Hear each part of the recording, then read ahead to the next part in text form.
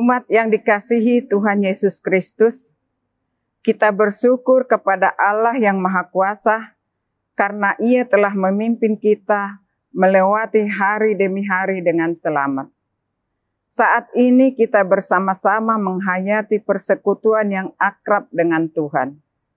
Kita bersyukur atas rahmat dan keselamatan yang telah Allah berikan.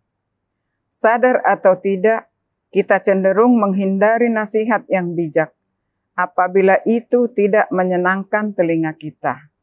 Kita senang mendengarkan kata-kata yang menyenangkan hati. Padahal hal itu berakibat fatal bagi kehidupan kita di masa yang akan datang. Kita menyadari bahwa tidak sedikit orang percaya yang tidak mau mengikuti kehendak Tuhan karena kehendak Tuhan berbeda dengan kehendak kita. Mengerti dan memahami kehendak Tuhan perlu diikuti dengan ketaatan untuk melakukan kehendak-Nya, tidak sekedar mengerti.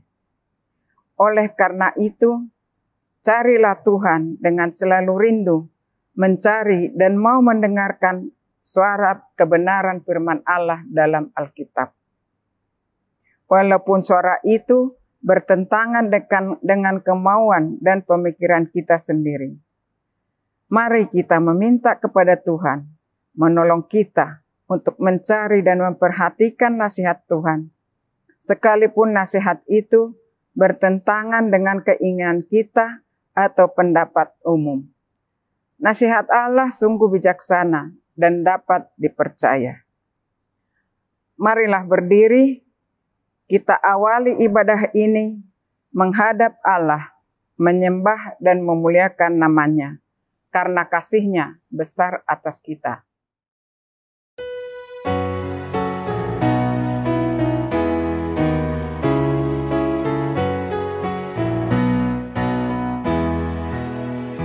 Bernyanyilah orang percaya, bergemar dan gembira terus, terang Kristus tetap bercahaya di dalam berita kudus.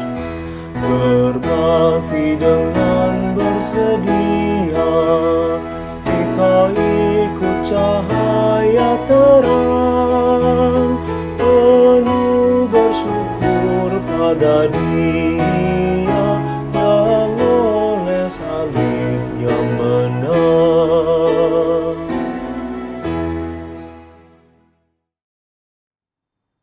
Mari kita berdoa. Bapa yang kami puji sembah dan muliakan dalam Tuhan Yesus Kristus, kami bersyukur karena dari hari ke hari, dalam suka dan duka, Engkau selalu setia kepada kami. Engkau melihat semua kekurangan dan kelemahan kami, dan Engkau juga yang mengampuni semua dosa dan kesalahan kami. Kami bersyukur karena kesempatan ibadah hari ini. Kami mau menghayati persekutuan dengan Tuhan, dan sesama melalui nyanyian, doa, mendengarkan firman-Mu. Hadirlah ya Tuhan, dan kuduskanlah ibadah kami ini dari awal sampai akhirnya. Serta karuniakan Roh Kudus-Mu yang akan meyakinkan kami akan berkat yang kami terima melalui ibadah ini. Kiranya Engkau memberkati kami berlimpah-limpah dan memperluas daerah kami. Dan kiranya tangan-Mu menyertai kami dan melindungi kami daripada malapetaka, sehingga kesakitan tidak menimpa kami. Kami mau bergaul akrab dengan Tuhan, agar kami dihindarkan dari malapetaka. Dalam nama Yesus Kristus Tuhan kami. Amin. Mari kita bacakan Mazmur 30 ayat 5 sampai ayat 13 secara responsoriah. Nyanyikanlah mazmur bagi Tuhan, hai orang-orang yang dikasihi-Nya. Dan persembahkanlah syukur kepada nama-Nya yang kudus. Sebab sesaat saja Ia murka, tetapi seumur hidup Ia murah hati. Sepanjang malam ada tangisan. Menjelang pagi terdengar sorak-sorai. Dalam kesenanganku, aku berkata, Aku takkan goyah untuk selama-lamanya. Tuhan, oleh karena Engkau berkenan, Engkau telah menempatkan aku di atas gunung yang kokoh. Ketika Engkau menyembunyikan wajah-Mu, aku terkejut. kepadamu ya Tuhan, aku berseru. Dan kepada Tuhanku, aku memohon. Apakah untungnya kalau darahku tertumpah? Kalau aku turun ke dalam lubang kubur, Dapatkah debu bersyukur kepadamu? dan memberitakan kesetiaan-Mu? Dengarlah Tuhan, dan kasihanilah aku. Tuhan, jadilah penolongku. Aku yang meratap telah Kau ubah menjadi orang yang menari-nari. Kain Kau bungku telah Kau buka, pinggangku Kau ikat dengan sukacita. Supaya jiwaku menyanyikan mazmur bagimu. Dan jangan berdiam diri. Tuhan Allahku, untuk selama-lamanya. Aku mau menyanyikan syukur bagimu.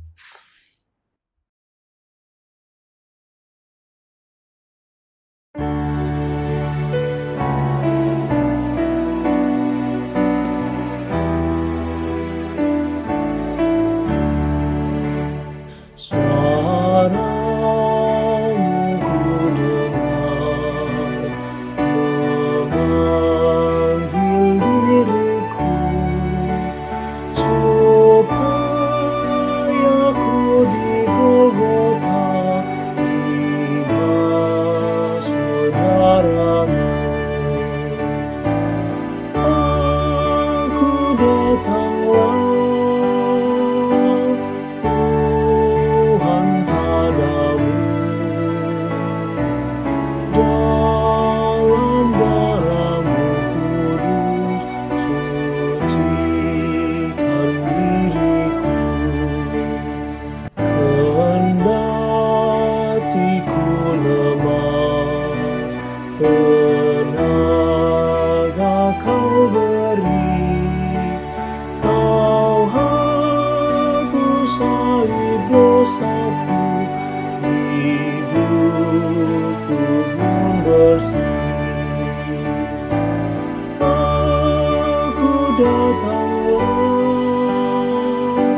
Tuhan, padamu. Dalam darah-Mu kudus, sucikan diriku. Kau panggil diriku,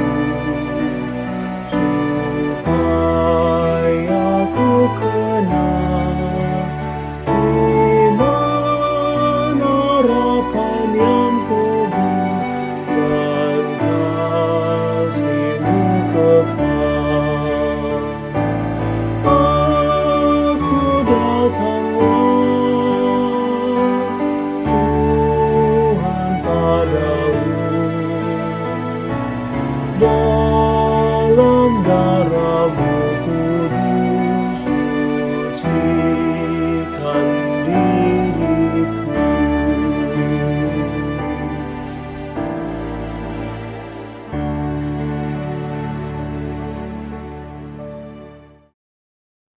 Sebelum kita membaca Alkitab, mari kita berdoa, mohon bimbingan Roh Kudus. Kita satu dalam doa. Tuhan Allah Bapa di sorga, di malam yang indah ini, kami datang menghampiri hadirat Tuhan mengucap syukur. Karena Tuhan beri kesempatan kepada kami untuk beribadah di dalam ibadah rumah tangga. Di tengah-tengah ibadah ini, kami akan membaca dan merenungkan firman Tuhan. Kuasai kami dengan Roh-Mu yang kudus, agar kami memahami kehendak Tuhan di dalam firman yang akan kami baca. Berfirmanlah ya Tuhan, kami, anak-anak-Mu sedia mendengar. Di dalam nama Yesus. Amin.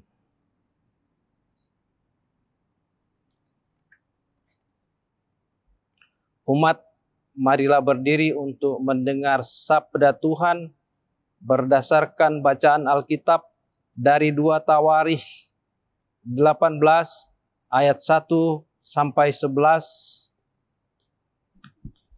yang menyatakan,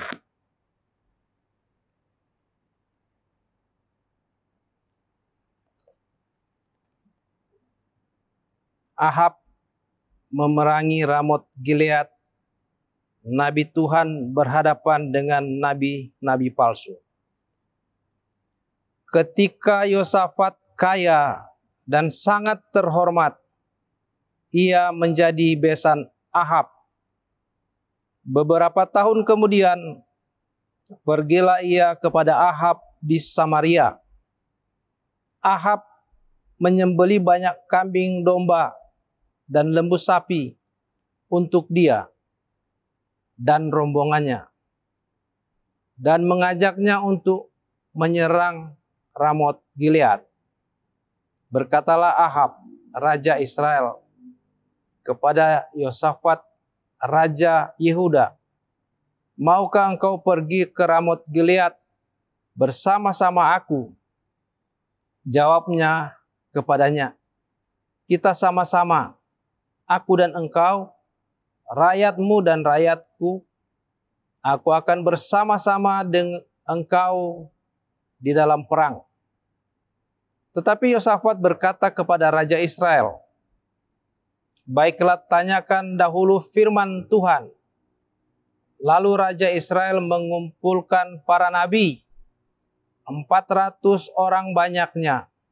Kemudian bertanyalah ia kepada mereka, apakah kami boleh pergi berperang melawan Ramot Gilead, atau aku membatalkannya? Jawab mereka, majulah, Allah akan menyerahkannya ke dalam tangan raja. Tetapi Yosafat bertanya, tidak adakah lagi di sini seorang nabi Tuhan, supaya dengan perantaraannya kita dapat meminta petunjuk? Jawab raja Israel kepada Yosafat, masih ada seorang lagi yang dengan perantaranya dapat diminta petunjuk Tuhan. Tetapi aku membenci dia, sebab tidak pernah ia menubuatkan yang baik tentang aku, melainkan selalu malapetaka. Orang itu ialah Mika bin Yimla. Kata Yosafat, janganlah raja berkata demikian. Kemudian raja Israel memanggil seorang pegawai istana. Katanya, jemputlah Mika bin Yimla dengan segera. Sementara raja Israel dan Yosafat, raja Yehuda duduk masing-masing di atas takhtanya dengan pakaian kebesaran di suatu tempat pengirikan di depan pintu gerbang Samaria. Sedang semua nabi itu bernubuat di depan mereka. Maka Sedekia bin Kenaama bernubuat. Maka Sedekia bin Kenaana membuat tanduk-tanduk besi, lalu berkata, beginilah firman Tuhan, dengan ini engkau akan menanduk Aram sampai engkau menghabiskan mereka. Juga semua nabi itu bernubuat demikian. Katanya, majulah ke Ramot Gilead, dan engkau akan beruntung. Tuhan akan menyerahkannya ke dalam tangan raja. Demikianlah firman Tuhan. Berbahagialah semua orang yang mendengar firman Tuhan dan melakukannya. Hosiana.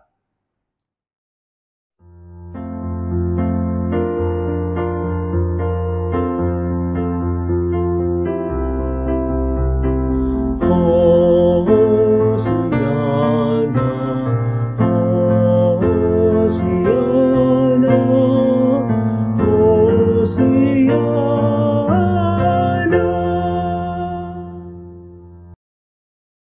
Saudara-saudara yang kekasih di dalam Tuhan kita Yesus Kristus, kita sudah membaca tadi satu perikop Alkitab Perjanjian Lama, 2 Tawarikh pasal 18 ayat 1 sampai ayat 11 yang malam ini kita renungkan dengan tema jangan andalkan kekuatanmu. Saudara-saudara, dalam pembacaan kita tadi, Raja Ahab adalah raja yang memimpin bangsa Israel. Bangsa Israel pernah terpecah menjadi 2 kerajaan, sebelah utara Israel 10 suku, dan sebelah selatan Yehuda dengan 2 suku.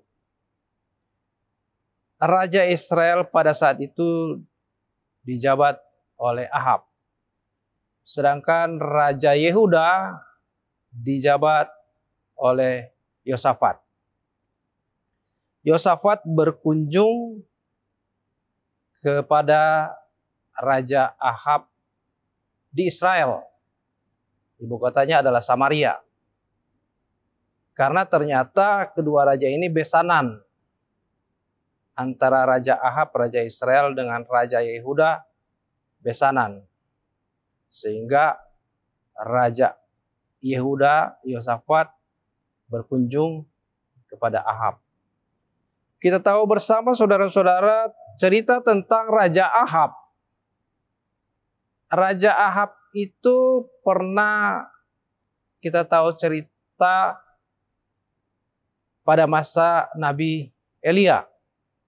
Raja Ahab memperistri seorang dari Sidon, namanya Isabel. Isabel ini ada 450 nabi. Dan nabi itu nabi-nabi Baal, nabi palsu. Sehingga Elia sebagai nabi Tuhan menantang 450 nabinya Isabel, nabi palsu itu. Kita pernah tahu cerita di mana Elia menantang 450 nabi palsu, nabinya Isabel istri Ahab. Katanya, sediakan 2 lembu dan 450 nabi pilih duluan, sembelih dan persembahkan kepada Allahmu. Sepanjang hari nabi-nabi palsu itu berkomat kamit, berdoa minta api. Karena Elia bilang jangan pakai api, jangan disulut dengan api. Biarlah berdoa supaya api turun dari sorga untuk membakar korban lembu yang sudah disembeli. Sudah sampai sore mereka komat kamit, api tidak datang. Kemudian giliran Elia, nabi Tuhan, menyembelih lembu yang satu dan dibuatnya mezbah.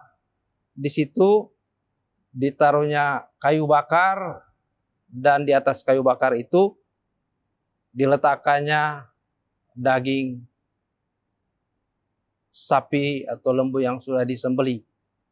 Kemudian dia menyuruh umat Israel untuk menyiram dengan air lembu yang dipersembahkan itu, yang akan dikorbankan itu, disiram dengan air. Kayu juga disiram dengan air. Juga ada parit di sekeliling mezbah itu dipenuhi dengan air. Setelah selesai itu 3 kali dilaksanakan oleh orang-orang Israel, sehingga daging sapi itu basah dengan air, kayu-kayu basah dengan air, parit penuh dengan air. Elia berdoa kepada Tuhan untuk mendatangkan api, dan api langsung turun dari sorga menjilat korban yang sudah disiapkan oleh Elia, bahkan kayu dan parit kering karena dijilat oleh api dari sorga. Kemudian Elia memerintahkan untuk menangkap nabi-nabi palsu itu dan disembeli. Itu cerita tentang keluarga Raja Israel, Ahab dan istrinya Isabel. Nah saudara-saudara, demikian juga dengan Ahab, karena dia ingin berperang dengan Ramot Gilead di wilayah Aram, sebelah timur Israel. Dia mengajak Raja Yehuda Yosafat untuk bersekutu, berperang melawan Ramot Gilead. 400 nabi palsu juga punya. Ahab punya juga nabi palsu, bukan hanya istrinya yang punya nabi palsu 450 yang sudah disembelih oleh Elia. Tetapi Ahab ternyata juga punya nabi palsu 400. Dan Ahab bertanya kepada nabi palsu, apakah diizinkan Tuhan untuk berperang melawan Ramot Gilead? 400 nabi palsu bilang, iya, Tuhan menyerahkan Ramot Gilead kepada Ahab. Dan Ahab sudah mengajak tadi Yosafat, Raja Yehuda, bersekutu. Dan Raja Yehuda sudah siap. Saya dan engkau akan maju ke medan pertempuran. Juga rakyatku dan rakyat Israel akan maju di medan pertempuran. Tetapi mendengar jawaban dari nabi-nabi palsu 400 yang sudah merilis Ahab untuk pergi berperang, Yosafat Raja Yehuda bertanya, masih adakah nabi yang lain? Masih adakah seorang nabi di sini untuk bertanya kepada Tuhan, apakah Tuhan mengizinkan mereka berperang? Ahab bilang ada. Namanya Mika. Panggil dia dan sampaikan rencana untuk berperang. Mika bilang, saya tetap menyampaikan apa yang Tuhan sampaikan. Ya. Kemudian Mika menyampaikan bahwa sebetulnya Tuhan tidak mengizinkan mereka untuk maju berperang. Karena menurut Mika, Tuhan tidak menghendaki mereka untuk maju berperang melawan Ramot Gilead. Tetapi seorang nabi palsu maju dan menampar muka dari Mika. Dan Ahab Raja Israel menyuruh memenjarakan Mika. Katanya nanti kalau saya pulang berperang, saya akan menghukum Mika, nabi Allah itu. Nanti dia lihat. Jadi Mika dipenjarakan dan disuruh kasih makan dan minum terbatas. Mika hanya menjawab, kalau engkau masih pulang selamat. Ya, dia dengan suara lantang, dengarlah hai penduduk Israel. Itu kata Mika. Dan dalam cerita selanjutnya dalam pasal 18, Ahab tidak mendengar akan nasihat atau firman Tuhan yang disampaikan kepada Nabi Mika. Dia tetap maju berperang. Dia mengajak Yosafat Raja Yehuda dan dia menyuruh Raja Yehuda itu untuk pakai pakaian kerajaan, sementara dia akan berbaur dengan tentara di medan pertempuran. Apa yang terjadi ketika mereka maju ke Ramot Gilead? Tentara Ramot Gilead atau tentara Aram melihat Yosafat yang berpakaian raja, berpakaian kerajaan, mereka mengepung Yosafat. Yosafat bilang, saya bukan Raja Israel. Nah, Yosafat berteriak dan Allah melindungi Yosafat, Raja Yehuda itu, sehingga pasukan Aram yang sudah mengepung pergi. Pasukan yang sudah mengepung ini dia pergi meninggalkan Yosafat, dan seorang dari pasukan Aram membidikkan panah sembarangan ke tengah-tengah pasukan Israel. Ahab tembus dengan panah dari tentara Aram. Tembus dengan panah di celah-celah sambungan baju sirah. Di tengah-tengah celah sambungan baju sirahnya Ahab. Sehingga Ahab mati di medan pertempuran itu. Nah, saudara-saudara yang dikasihi Tuhan, itulah orang yang mengandalkan kemampuan sendiri. Dia bukan mendengar perintah Tuhan, tidak taat kepada kehendak Tuhan, tetapi dia mengandalkan kemampuannya sendiri. Kalau dia mendengar firman Tuhan, dia mendengarkan nabi yang Tuhan perintahkan untuk menyampaikan firman Tuhan. Tetapi malah dia lebih taat kepada nabi-nabi palsu. Nabi-nabi palsu yang dia jamin kehidupan mereka untuk selalu memberikan nubuatan-nubuatan sesuai dengan keinginannya raja. Tetapi Raja Ahab benci dengan Mika, Nabi Allah yang menyampaikan kebenaran. Nah, saudara-saudara, jadi dia mengandalkan akan kemampuan dia sendiri. Walaupun dia seorang raja, dia mati di medan pertempuran. Nah, saudara-saudara yang dikasihi Tuhan, firman Tuhan berkata bahwa terkutuklah orang yang mengandalkan orang lain atau mengandalkan kekuatan sendiri. Di dalam Yeremia pasal 17 ayat 5. Terkutuk orang yang mengandalkan orang lain atau mengandalkan kekuatan sendiri. Ya. Itu yang terjadi dengan Ahab. Dia mati di medan pertempuran karena ketidaktaatan.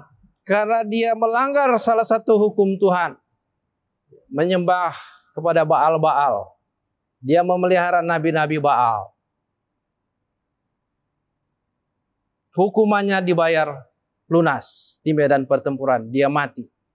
Nah, saudara-saudara, apa makna berita ini di dalam kehidupan kita umat percaya kepada Tuhan Yesus? Kita sudah memasuki Minggu Prapaskah keempat. Artinya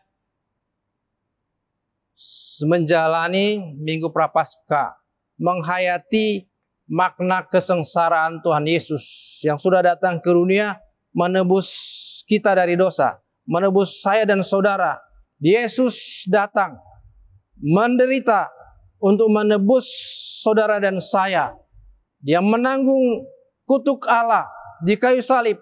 Puncak penderitaan Yesus adalah mati di kayu salib untuk menebus saya dan saudara.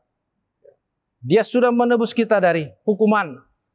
Dikatakan di dalam Alkitab, Roma pasal 8 ayat 1 dan 2. Bahwa kita tidak berada dalam penghukuman. Ya. Roma pasal 8,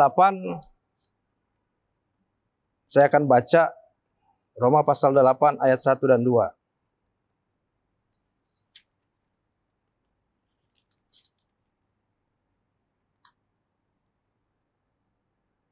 Demikianlah sekarang tidak ada penghukuman bagi mereka yang ada di dalam Kristus Yesus. Roh yang memberi hidup telah memerdekakan kamu dalam Kristus dari hukum dosa dan hukum maut. Yesus sudah datang ke dunia untuk menebus kita, sehingga kita selamat. Tidak ada penghukuman bagi mereka yang ada dalam Kristus. Semua pelanggaran kita, semua dosa kita, semua kesalahan kita, semua kejahatan kita sudah ditebus oleh Tuhan Yesus di kayu salib dengan pengorbanan tubuh dan darahnya yang mahal itu. Sehingga kita selamat. Tuhan Yesus sudah membayar lunas dosa kita dengan pengorbanan tubuh dan darahnya di kayu salib. Dan pengorbanan tubuh dan darah Yesus di kayu salib adalah pengorbanan yang sempurna bagi penebusan dosa kita, bagi keselamatan kita, sehingga kita beroleh jaminan untuk kehidupan yang kekal. Kita dapat jaminan untuk selamat. Tuhan menyertai kita, Tuhan memberkati kita. Melalui firman Tuhan ini kita diajak untuk tidak mengandalkan kekuatan sendiri. Andalkan kekuatan Tuhan melalui Roh-Nya yang kudus untuk kita menjalani hari-hari kehidupan, untuk kita melaksanakan akan kehendak Tuhan di dalam kehidupan kita. Tuhan memberkati kita semua. Amin.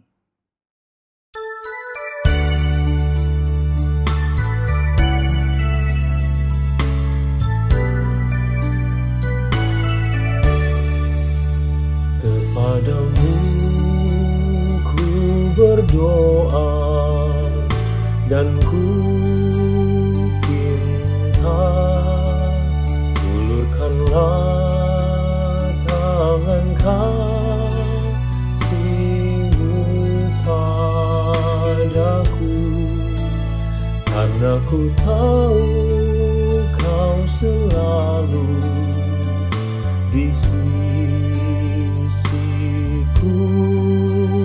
Oh Tuhanku, dengarkanlah doaku kepadamu, karena ku tahu pasti, oh Tuhan, apapun juga di dunia ini,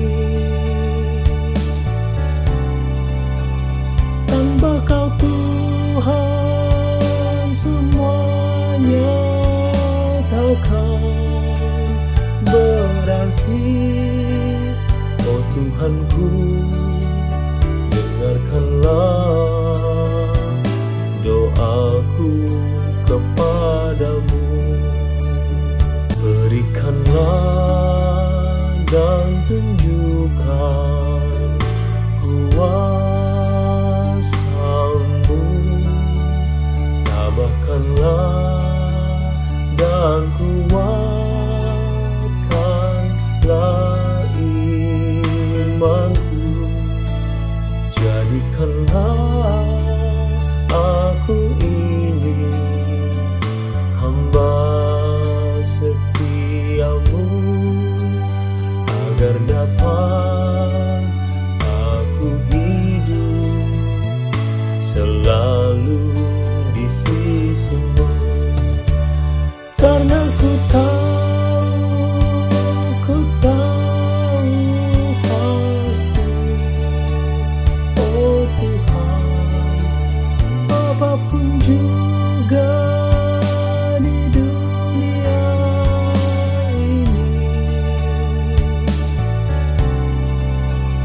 tanpa Kau Tuhan semuanya takkan berarti. Oh Tuhanku, dengarkanlah doaku kepadamu. Jemaat Tuhan, kita siapkan hati kita menghadap Tuhan dalam permohonan doa syafaat. Diakhiri doa Bapa kami bersama-sama. Mari kita berdoa. Bapa Surgawi, kami datang lagi menghampiri hadirat Tuhan, mengucap syukur karena malam ini Tuhan hadir dalam persekutuan kami oleh Roh-Mu yang kudus. Tuhan melawat kami dan boleh memperdengarkan suara Tuhan dalam pembacaan dan pemberitaan firman Tuhan yang kudus. Terima kasih Tuhan atas firman-Mu.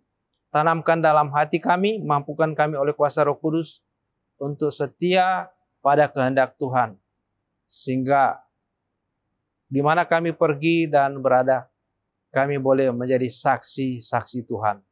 Bapa di sorga, saat ini kami mau berdoa bagi saudara-saudara kami yang membutuhkan pertolongan Tuhan.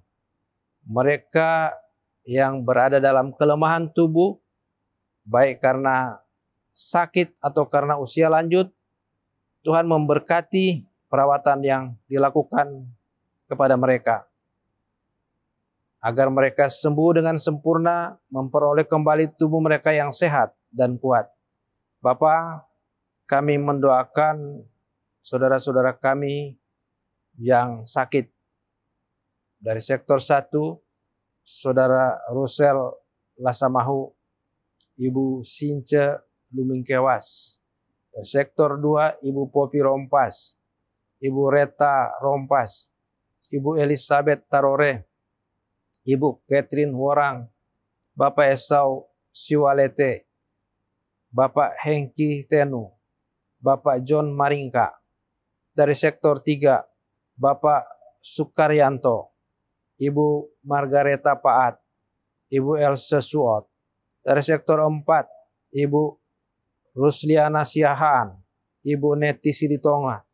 Dari sektor 5, Saudara Jimmy Malawau, Ibu Tilan Malawau, Bapak Bastian Pondonggi, Ibu Yuliana Tung, Ibu Meiske Sujadi, Pendeta Emeritus Hidelilo. Dari sektor 6, Saudara Heinrich Karl Kemal, Ibu Since Haulusi, Ibu Umi K. Siombing, Ibu Keti Mamesa, Ibu Ningsi Sariwating, Ibu Nirwati Sipahutar, Ibu Ernawati Bambang, Ibu Heni Maringka, Penatua Freddy Marentek, Saudara Jimmy Darmawan, Ibu Olin Sianturi. Dari sektor 7, Ibu Asmarawati Hutagaul, Ibu Swarningsi Damanik, Ibu Marilao, Bapak Joni LB Tobing. Dari sektor 8, Ibu Malingkas, Ibu Heni Simarmata, Bapak Poniman, Ibu Foni Boylan, Ibu Sumiati Mambu, Ibu Krismiati Siahaan, Bapak Paul Aipasa, Bapak Daniel Tulak, Ibu Mercy Barens, Bapak Bartolens Adutai, Ibu Feidelina Kennedy. Dari sektor 9, Ibu Sri Poli, Bapak Cornelis Henok. Dari sektor 10, Ibu Efrin Mati Taputi Nunumete, Ibu Ni Nenga. Tuhan berkati juga seluruh jemaat Tuhan, baik yang hadir mengikuti ibadah di rumah mereka masing-masing hari ini maupun yang tidak sempat mengikuti ibadah. Berkati semua jemaat Tuhan dalam pekerjaan, di dalam segala usaha dan profesi, agar semua berhasil. Anak-anak jemaat Tuhan, mereka yang masih dalam masa pertumbuhan perkembangan, Tuhan berkati agar bertumbuh sehat dan kuat. Mereka yang sedang dalam pendidikan, Tuhan berkati agar sukses di dalam pendidikan dan masa depan mereka penuh dengan pengharapan. Bapa di sorga, saat ini hamba-Mu berdoa bagi pelayanan GPIB Bukit Muria dengan 10 sektor pelayanan. Tuhan berkati, mulai dari presbiter, pengurus komisi, pengurus pelkat, karyawan gereja, satpam. Tuhan berkati semua dalam melayani Tuhan, karuniakan selalu kekuatan kesehatan untuk menopang pelayanan mereka. Terima kasih Tuhan. Kami berdoa bagi gereja Tuhan di dunia. Tuhan satukan kami di dalam satu iman, satu pengharapan, dan satu kasih hanya dalam Yesus Kristus, Tuhan dan Juru Selamat kami. Bapa, kami juga mendoakan pemerintah, bangsa, dan negara kami, serta aparat keamanan TNI dan Polri. Tuhan berkati pemerintah kami, Tuhan karuniakan hikmat untuk mengusahakan kesejahteraan bangsa kami, sehingga kami rakyat dapat menikmati kehidupan yang penuh sukacita, damai, dan adil di tengah-tengah bangsa kami. Bapa, kami juga mendoakan akan wabah COVID-19 yang masih melanda bangsa kami bahkan dunia sampai hari ini.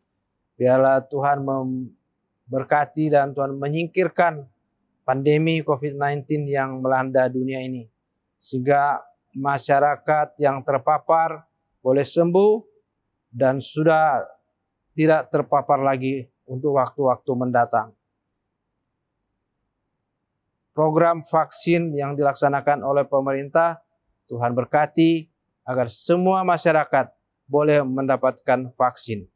Terima kasih Bapa.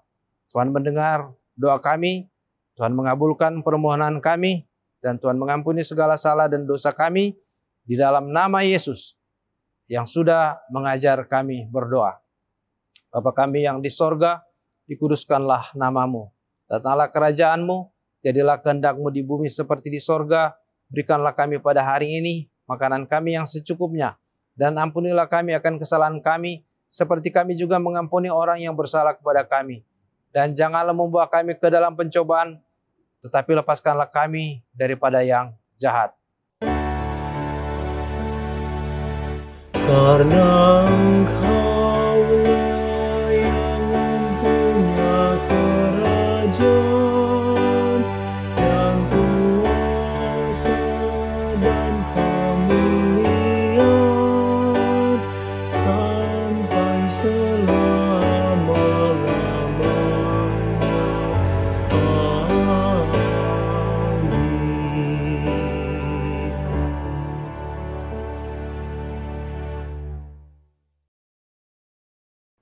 Saudara-saudara yang terkasih, marilah kita memberikan persembahan syukur kita kepada Tuhan sambil mengingat firman Allah.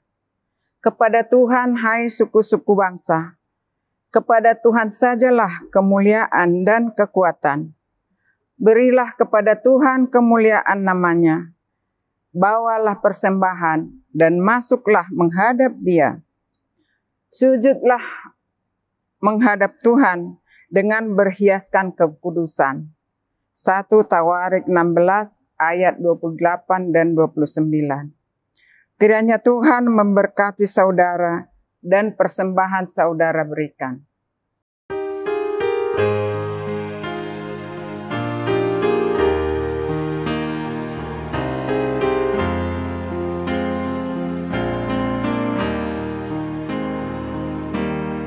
Aku bersyukur padamu Tuhan atas karunia dan kasih-Mu. Seluruh jiwa, tubuh dan rohku ku persembahkan kepadamu. Ku bahagia, cita, ucap syukur selamanya.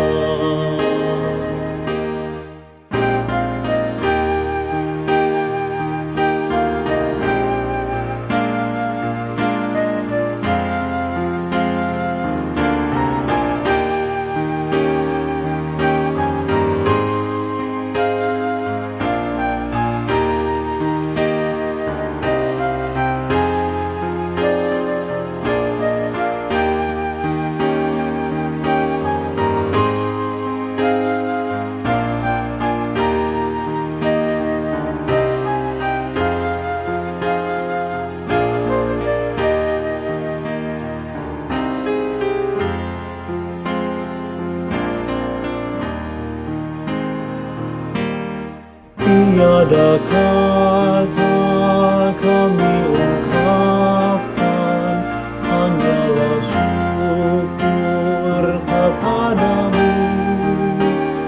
Kaulah yang layak kami tinggikan, karena besarnya kuasa-Mu. Terimalah Tuhan ungkapan syukur yang kami bawa kepadamu.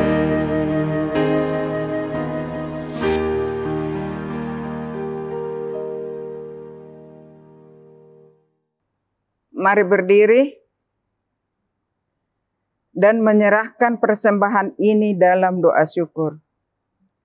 Sekarang ya Allah kami bersyukur kepadamu dan memuji nama-Mu yang agung itu.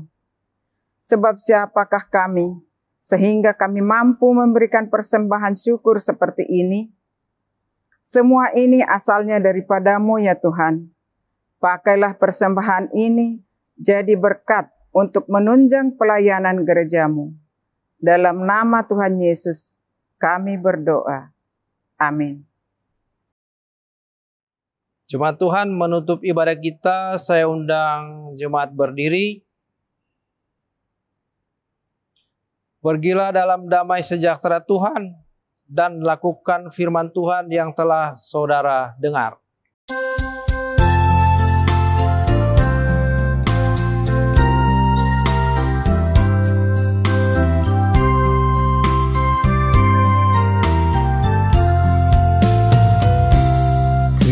memanggil diriku, juga memanggil dirimu untuk wartakan kebenaran firman-Nya. Jangan abaikan suaranya, jangan tegarkan hatimu. Kristus memanggil dan mengutus dirimu. Dia memanggil, Dia mengutus, Dia membimbing dan besertamu selamanya. Mari semua ikutlah, memberikan diri padanya. Jadilah Allah dalam tangan Tuhanmu. Pergi ke seluruh dunia, nyatakan kasih Tuhanmu, supaya dunia pun percaya padanya. Dia memanggil, Dia mengutus, Dia membimbing dan besertamu selamanya. Bukanlah untuk manusia atau penguasa dunia, tetapi untuk kemuliaan Tuhanmu. Janganlah bimbang dan resah, ataupun takut dan gentar. Ingatlah Tuhan bersamamu selamanya. Dia memanggil, Dia mengutus, Dia membimbing dan besertamu selamanya.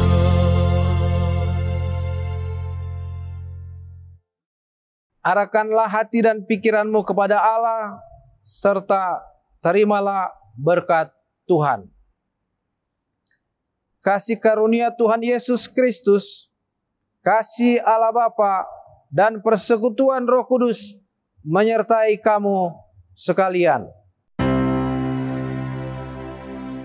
Amin.